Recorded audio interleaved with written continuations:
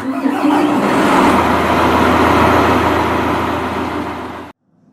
everyone, it's Shane from Hanlon's for another Maintenance Monday.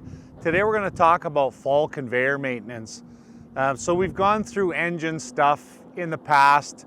You know, check your oil, check your air filter, make sure that your hose is hooked up from the exhaust to the intake so that you draw some warm air through there when you're running at cooler temperatures. But the main thing that we want to focus on today is your belt. So if you can spin your belt around to where you can get to have a look at the lacing, have a good peek at that.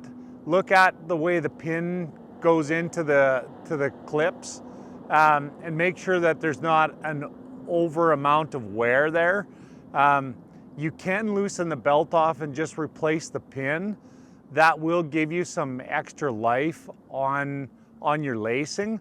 But if it's gone too far and you're starting to see a bunch of cracks on the edge of where the lacing attaches to the belt, you probably want to get the belt relaced.